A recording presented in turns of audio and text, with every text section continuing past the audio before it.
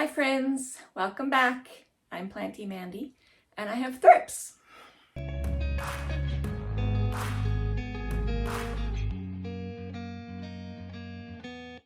So this is my grow tent, and in it I have a lot of propagations that I've been growing out to sell. I just sell locally on Marketplace and they're just common plants. But a few days ago I was checking on them and there was definitely thrips in there. So I did throw out a couple plants that were most heavily affected. They really love like really thick-leaved peperomia. So those went in the garbage. But there's like 40 or 50 plants in there and I'm not willing to throw out that many plants. Bad news about thrips is that they spread very easily through your whole collection because they can fly. I have heard that increasing airflow helps with that if you've got like really strong ceiling fans going all the time, because they can't fly well. But I can't confirm or deny that because I've had them in my whole collection before and I don't know how much the fans help. Luckily this time I believe they're only in this tent because this is a whole separate room and I haven't found any in the rest of my collection. But good thing about thrips is that they're very easily eradicated if you have systemic pesticide. So I'll go into that a little bit more later, but in my experience it takes one treatment if it's done right and you don't have to worry about it anymore. So obviously I'm not selling these plants anytime soon. I will treat them and wait probably a few months and make sure that they're completely pest free. And I believe that shouldn't be a problem. So we are going to go thrip hunting today and then I'll show you how I treat them. Since I only have a phone to film on, I will be filming directly on there and I can't show you two angles, so sorry about that. And I also have this microscope that I will screen record and show you them up close. So if you're squirmish, you might want to skip that part. All right, let's go thrip hunting. All right, so this is a really great example of thrips damage. So they do kind of move along the leaf while they're sucking on it the whole time, and they create these kind of channels on it, these lines of damage.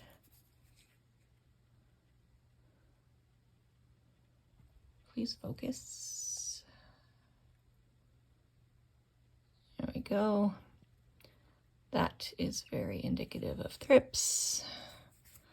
Also, right here you can see tiny black dots, and that is actually the thrips poop.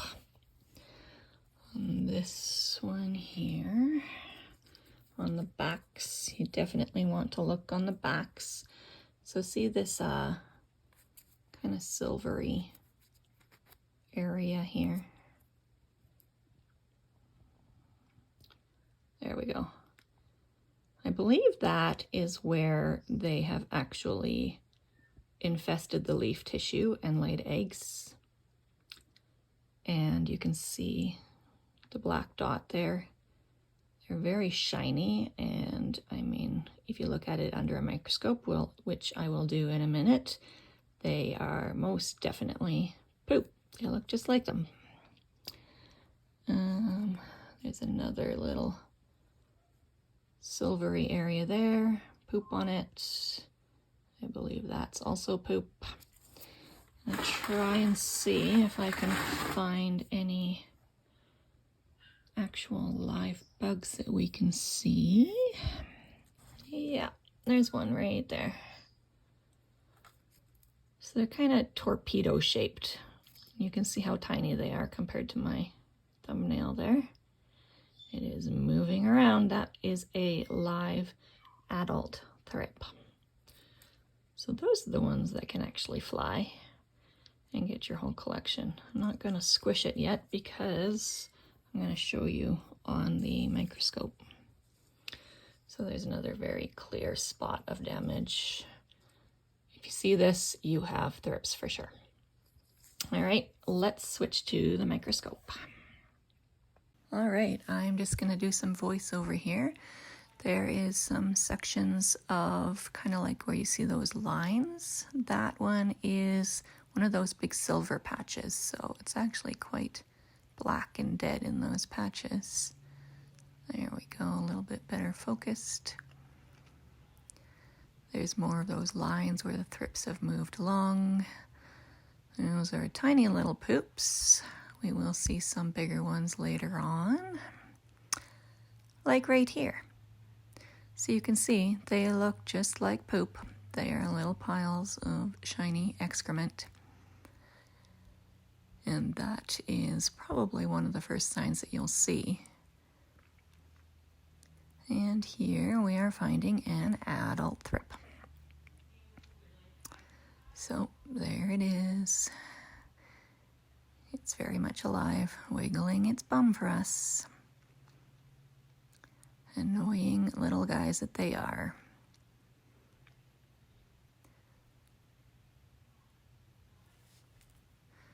And here, I wasn't sure if this was a juvenile or not.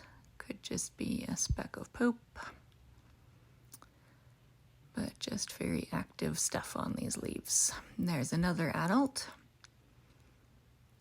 This one has like that stripe across its back, so that's easier to see when you're looking at them with your naked eye as well. And here is just more damage on the leaf. I'm not sure if those shiny round spots could possibly be eggs or just more residue from the bugs. Okay, so thrips definitely confirmed. We are going to move all of these plants into my kids' bathroom and commandeer their tub, and I will show you how I treat them.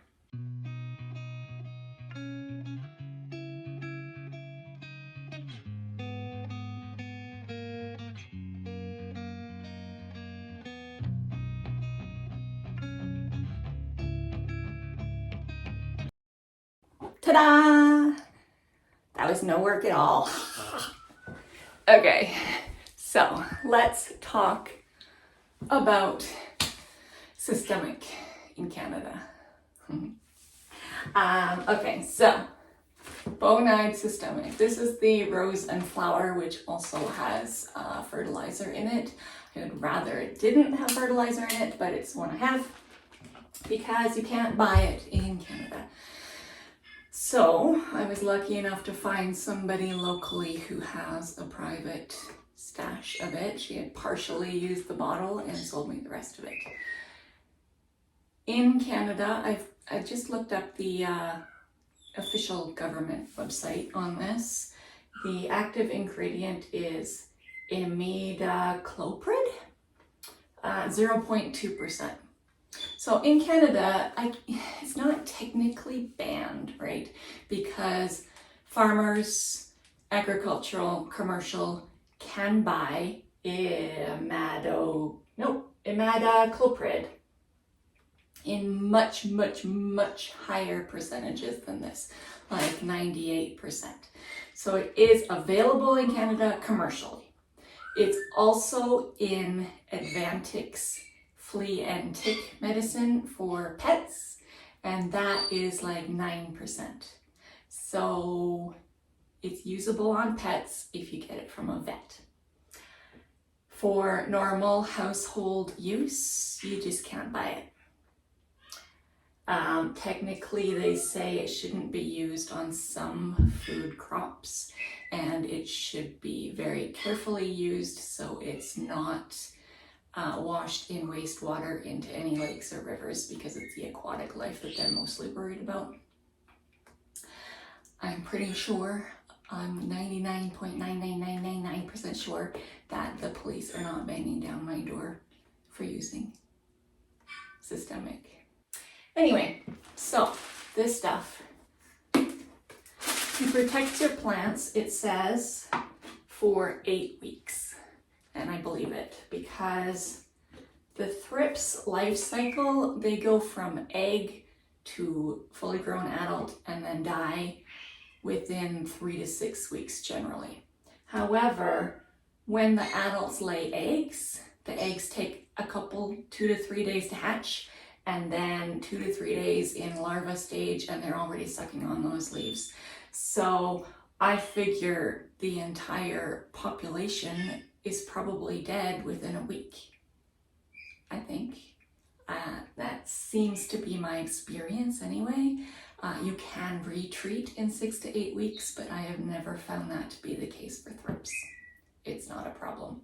For mealybugs, on the other hand, it's definitely a problem. This does not seem to take care of them for me. Anyway, so I hate this shaker bottle, so I'm just gonna go like that. I should probably be wearing a mask and gloves, but I'm not. And I would open the window, but it snowed last night, and I also don't want to do that. I'm using 1 teaspoon per plant, probably less than a teaspoon per plant. These are just 3 to 4 inch plants. And then what I'm going to do is just dampen down the top. So this is how I found it to be most effective, is if you sprinkle it on top of the plant. You can mix it in, you don't have to, but get the top of the plant wet so those granules are wet for 24 hours. So they start to break down, they start to get mushy, they start to release their chemicals. And then the next day, like 24 hours later, I will soak them all the way through. So I'm making sure that systemic gets all the way through to the roots immediately when I apply it and not the next time I water. So I am going to add just under a teaspoon per plant, and I will speed that part up.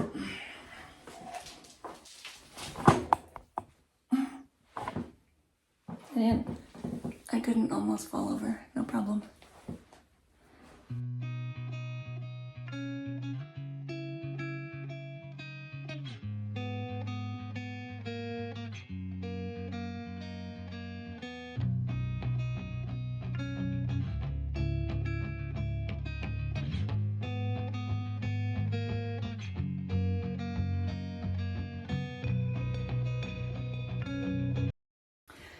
So for these ones, it's a little bit trickier because I don't have drainage holes in these.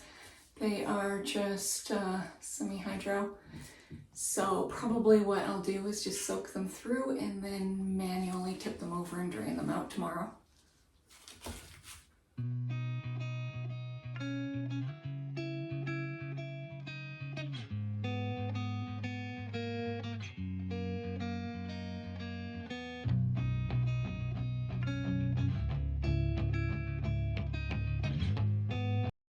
Okay, so almost done first step. I am just going to shower over all of these, make sure that all of those granules get wet, and then I will meet you back here tomorrow.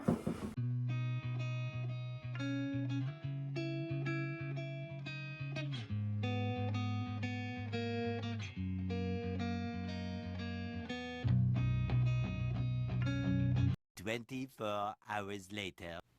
All right, a little voiceover here too. I was in no shape to be filming that day, so you won't see me, but this is just me rinsing those plants all the way through, making sure that systemic gets soaked through all the way to all the roots and washing out the bottom. I would not have been doing this the next day, except people get kind of ornery when you leave plants in their tub for more than 24 hours. Imagine. So I am just washing them through. Like I said, with those semi-hydro, I am getting them real wet and then draining them out again and just leaving a little bit of a reservoir in the bottom. And then I will be returning them all to my grow tent where they belong.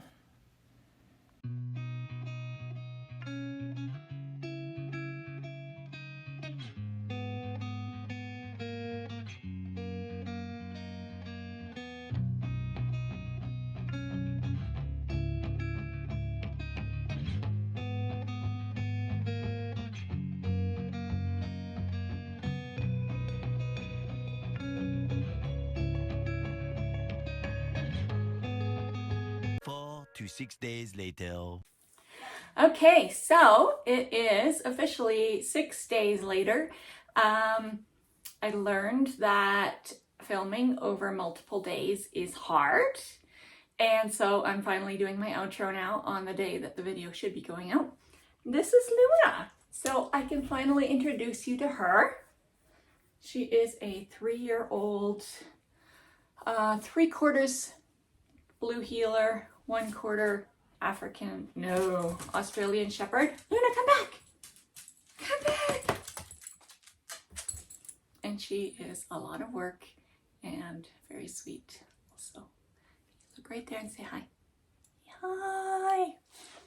Yeah. Okay, so it's been 6 days since I washed them all the way through. I've been checking them last couple days and I can't see any live thrips in there. That doesn't mean there isn't any, but so far so good. Like I said, I won't be selling them for a few months. Make sure that they're totally and completely fine. The other thing that I should mention about the Bonide systemic is that it has been shown to increase spider mite populations. So if you have spider mites, systemic is not what you need.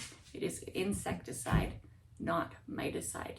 The next time you see me, I will be in my 40s. So I'm really excited for that, actually. I'm happy about that. New decade, new hope for the future, all good things. So until next time, peace, love, and plants. I've seen a lot of change, been through a lot of pain. Some things are not the same as they were a year ago, but all will be okay. I move on each and every day. The past is where it stays, way back a year ago. I've changed for the better this time. I thought I would never be fine. I strive just to say I'm alright, and for the first time in a long time I'm alright.